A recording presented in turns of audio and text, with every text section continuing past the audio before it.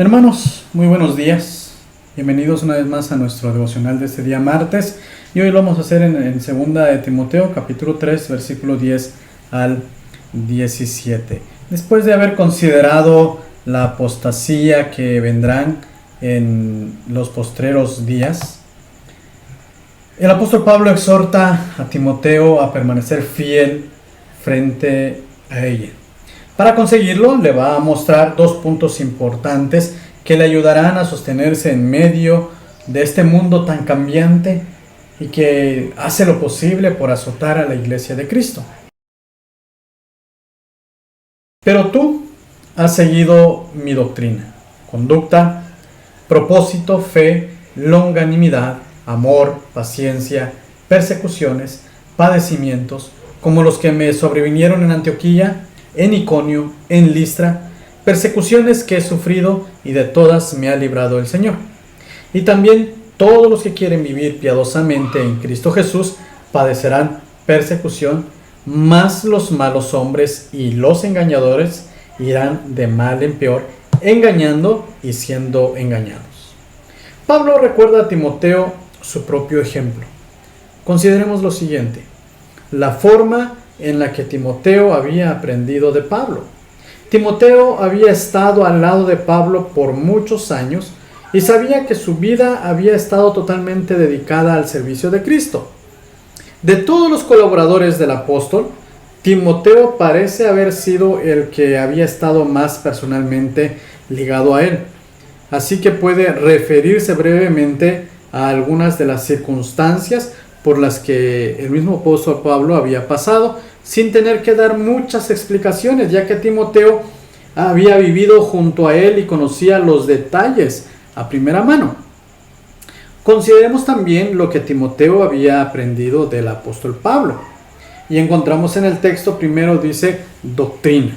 Esto se refiere a las enseñanzas teóricas que servía de base y fundamento a toda la obra que Pablo realizaba. Número 2, conducta. La armonía entre la enseñanza de Pablo y su conducta no dejaba dudas sobre su sinceridad. Y esto debe ser siempre así, porque cuando la teoría no es congruente con la práctica, esto confunde y hasta escandaliza a las personas. Número 3, propósito.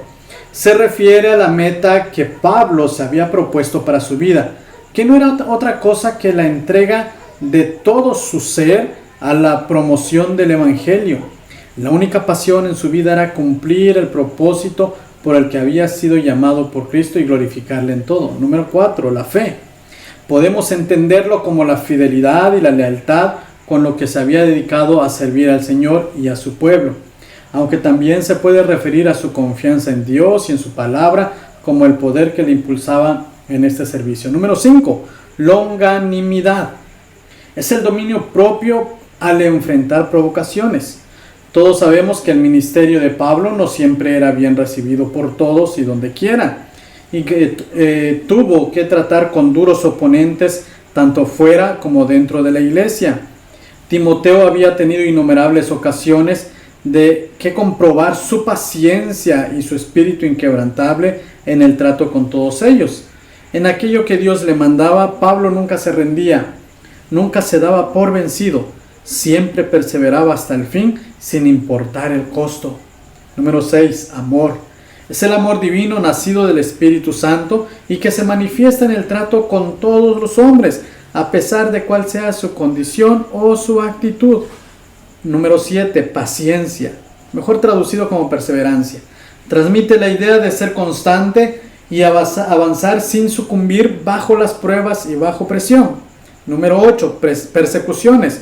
Todo lo anterior se había puesto a prueba en medio de los sufrimientos y experiencias adversas que le habían acompañado a lo largo de todo su ministerio. A continuación va a hacer un breve resumen de algunas de ellas y que Timoteo conocía de primera mano. Número 9, padecimientos, como los que me sobrevinieron en Antioquía, en Iconio, en Listra. Repasa su vida de servicio, comenzando con su primer viaje misionero, puesto que los padecimientos que marcaban su vida de servicio no se hicieron esperar. Timoteo estaba al corriente de estas historias, de todo lo que le había acontecido al apóstol, ya que él mismo era de Listra, y muy probablemente fue en ese primer viaje cuando entró en contacto con el apóstol Pablo por primera vez. Número 10, persecuciones que he sufrido, y de todas me ha librado el Señor, dice la Escritura. Por supuesto, hermanos, esto no significa que Dios le libró de todas las persecuciones en sí, pero Timoteo había sido testigo en muchas ocasiones de que en medio de la severa y dolorosa persecución, Dios siempre había sostenido a su siervo. Ahora consideremos el futuro de los cristianos fieles. La persecución y los padecimientos habían sido una parte integral del ministerio del apóstol Pablo. Esto ya le había sido mostrado por Dios desde el principio, desde el momento en que se convirtió. Dice la Escritura: yo le mostraré cuánto le es necesario padecer por mi nombre. Él había aceptado y había continuado hacia adelante. Pero ahora está enfatizando que este sufrimiento no era algo exclusivo solamente del ministerio del apóstol Pablo, sino también de todos los que quieren vivir piadosamente en Cristo Jesús. Ellos también padecerán persecución. Pero solamente son los que quieren vivir piadosamente quienes padecerán persecución. La razón es que la vida del creyente fiel va en la dirección contraria a la del mundo. Sus normas, sus principios, sus metas, sus propósitos son tan diferentes a los del mundo. Y por eso, dice el apóstol Pablo, padecerán persecución. Número 4. Consideremos el futuro de los malos hombres. Estos hombres malos que engañan y persiguen al pueblo de Dios irán, dice la Escritura, de mal en peor, engañando y siendo engañados. Podrán engañar a muchos, podrán dar apariencia de prosperidad, pero en lo que realmente van a prosperar quienes también los siguen, va a ser en su propio deterioro personal, tanto intelectual como moral. Irán de mal en peor. Dice la Escritura: pero persiste tú en lo que has aprendido y te persuadiste sabiendo de quién has aprendido, y que desde la niñez has sabido las sagradas Escrituras, las cuales te pueden hacer sabio para la salvación por la fe que es en Cristo Jesús. Toda la Escritura es inspirada por Dios y útil para enseñar, para corregir, para redarguir, para instruir en justicia, a fin de que el hombre de Dios sea perfecto, enteramente preparado para toda buena obra. Después de considerar que los hombres malos continuarán haciendo su obra malvada y que los cristianos fieles tendrán que enfrentarse a sus mentiras y persecuciones, la pregunta es: ¿cómo podrán los creyentes sostenerse frente a estas situaciones? La única respuesta que da el apóstol Pablo en esta porción bíblica es: manténganse fieles a la palabra de Dios. Por eso le dice a Timoteo: sabiendo de quién has aprendido. Antes que Pablo apareciera en la vida de Timoteo, le recuerda de quién has aprendido. Aunque Pablo había sido un principal maestro de Timoteo, en el texto se refiere ahora a su abuela Loida y a su madre Eunice. Ellas, como muchos otros cristianos en la iglesia primitiva, siendo judíos, escucharon el evangelio de Jesucristo. Supieron de la gran promesa de la venida del Mesías que se había cumplido en Jesús e inmediatamente creyeron en él como su Salvador y Señor. La influencia espiritual sobre la vida de Timoteo la había recibido desde su infancia en ese ambiente familiar. Entonces esto deja una huella permanente, tal como lo afirma el proverbio: instruye al niño en su camino y aun cuando fuere viejo no se apartará de él. Pero ahora el apóstol Pablo también le recuerda el contenido de lo que ha aprendido: las Sagradas Escrituras. Una cuestión muy importante y fundamental tiene que ver con el contenido de lo que Timoteo había aprendido desde su infancia. Desde la niñez ha sabido las Sagradas Escrituras. Evidentemente, las Sagradas Escrituras en ese momento se refería aquí solamente al Antiguo Testamento, puesto que su madre y su abuela eran judías. El Nuevo Testamento todavía no había sido escrito cuando Timoteo era niño. El día de hoy nosotros reconocemos que el Nuevo Testamento es parte de las Sagradas Escrituras y bueno, vamos a estudiarlas, vamos a escudriñarlas. Veamos también la naturaleza de lo aprendido.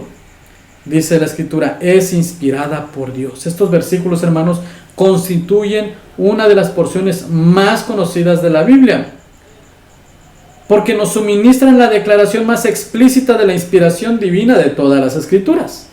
Toda la escritura es inspirada por Dios. La expresión inspirada por Dios quiere decir literalmente exhalada por Dios. Lo que señala a su origen divino por medio del Espíritu Santo. Este origen divino de las Escrituras explica por qué la misma Escritura es provechosa y debe ser la norma suprema absoluta de fe y conducta para toda la humanidad. Ahora el apóstol Pablo también le dice la utilidad de lo aprendido. A Timoteo le recuerda que la Escritura es útil también para todas las necesidades morales y espirituales. Dice la Escritura, para enseñar. La palabra de Dios debe ser siempre el contenido de la enseñanza. La razón es lo que en ella encontramos la verdad revelada de Dios y por lo tanto la única autoridad válida en asuntos doctrinales. Para redarguir, también dice la Escritura, literalmente reprochar, reprender. Al enseñar la palabra de Dios, sale a la luz lo que es falso, lo que es inmoral, convenciéndonos de ello para que cambiemos nuestra forma de pensar, nuestra forma de actuar. También dice la Escritura, para corregir. Las Escrituras son como la plomada divina que sirve para verificar todo pensamiento, toda motivación, toda acción, mostrando aquello que no es correcto y nos guía a la verdad. También dice la Escritura para instruir en justicia. Comunica la idea de entrenar a un niño. Y de la misma manera, todo creyente necesita ser educado, entrenado y disciplinado en los principios de la justicia para que sea justo. Por último dice la Escritura, a fin de que el hombre de Dios sea perfecto, enteramente preparado para toda buena obra. La palabra tiene la capacidad de hacer que el hombre de Dios, no solo el predicador, sino cualquier creyente, sea perfecto, es decir, completo y maduro. En momentos de la prueba, persecución, tiempos y experiencias difíciles en la vida cristiana, hermanos, sigamos siendo fieles a la Escritura.